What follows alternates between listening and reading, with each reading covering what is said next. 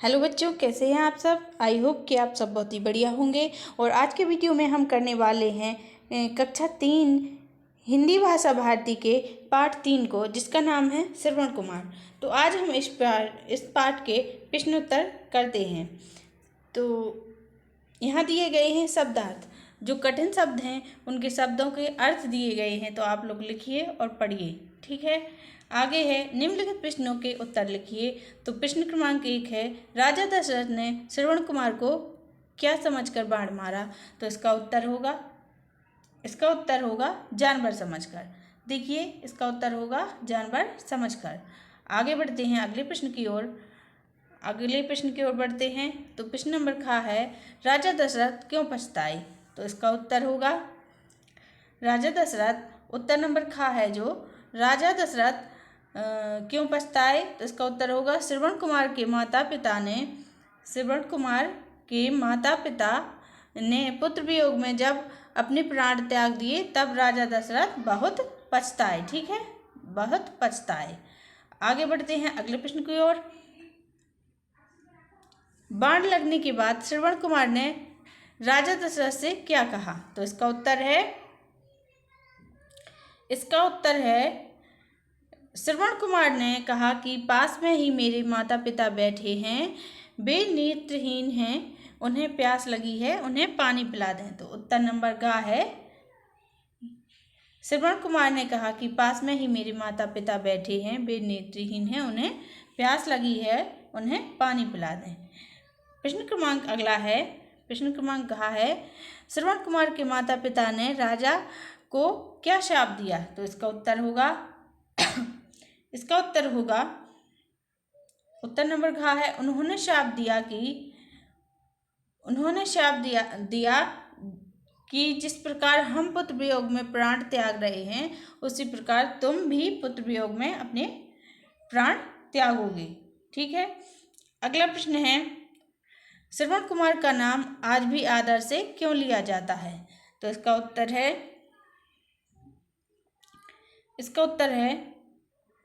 उत्तर होगा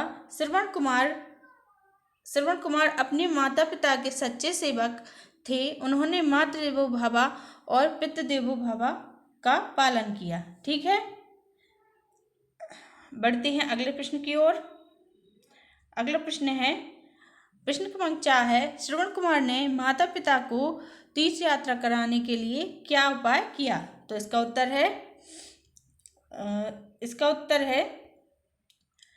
उत्तर क्रमांक 4 है जो उसने एक कांवर बनाई। कांवर के पहले पलड़े में पिता को और दूसरे पलड़े में माता को बैठाकर यात्रा के लिए चल पड़ा। ठीक है। दिए गए शब्दों से खाली स्थान भरिए। राजा दशरथ झुरमुट में खड़े थे या खड़ा था। तो यहाँ उत्तर होगा खड़े थे। दूसरा है, बाण से घायल बालक झटपटा रहा था। ठीक है। अगला है, पास ही श्रवण के माता पिता बैठा है या बैठे। तो इसमें भरा जाएगा बैठे हैं। पास ही श्रवण के माता पिता बैठे हैं। अगला है, दोनों वृद्ध नेत्रहीन थे या था। तो इसमें होगा थे, तो हो जाएगा दोनों वृद्ध नेत्रहीन थे। अगला प्रश्न है, माता पिता पुत्र वियोग में व्याकुल हो उठे। तो इसका है उठे। ठीक है। अगला है, सही विकल्प चुनिए। तो प्रश्न है, श्रवण कुमार कहाँ के रहने वाले थे। तो इसका उत्तर हो जाएगा अयोध्या के। ठीक है, इसका उत्तर हो जाएगा अयोध्या के रहने वाले थे। अगला है, श्रवण कुमार के माता पिता का नाम था। तो इसका उत्तर हो जाएगा शांतनु भाग्यवती। ठीक है। आगे है, श्रवण कुमार अपने माता पिता को तीर्थ यात्रा कराने ले गए। तो इसका उत्तर है वाहंगी कांवर से। ठीक है। अगला है, निम्नलिखित वाक्यों में से संज्ञा शब्द छांटिए। तो देखिए किसी स्थान, वस्तु या व्यक्ति के नाम को हम संज्ञा कहते हैं। तो देखिए यहाँ है, गोपाल बुद्धिमान व्यक्ति है। तो यहाँ जो गोपाल है वो एक व्यक्ति का नाम है और विद्यार्थी भी एक व्यक्ति है। ठीक है। तो यहाँ हो जाएगा गोपाल और विद्यार्थी। ठीक है, अगला है सोहन विद्यालय जा रहा है। तो इसमें सोहन जो है नाम है, तो सोहन, और विद्यालय जो है एक स्थान का नाम है, तो यहाँ सोहन और विद्यालय संज्ञा है। ठीक है, अगला है सीता अपनी माता जी के पास गई। तो यहाँ सीता है जो नाम है और माता भी व्यक्ति का बोध हो रहा है, तो सीता और माता संज्ञा है। ठीक है, अगला है श्याम आजकल तुम क्या काम कर रहे हो। तो यहाँ पर जो श्याम है वो संज्ञा है। ठीक है, आगे है नीचे दिए गए वाक्यों में रेखांकित शब्दों के सही अर्थ चुनकर लिखिए। तो देखिए, जैसे श्रवण कुमार की कीर्ति आज भी अमर है। तो यहाँ जो श्रवण है, इस श्रवण से मतलब है नाम का। ठीक है, श्रवण कुमार की कीर्ति आज भी अमर है। तो इस श्रवण से नाम का अर्थ निकलता है। दूसरा है हमें ज्ञान की बातें श्रवण करना चाहिए। तो यहाँ जो श्रवण आ रहा है, हमें ज्ञान की बातें श्रवण करना चाहिए।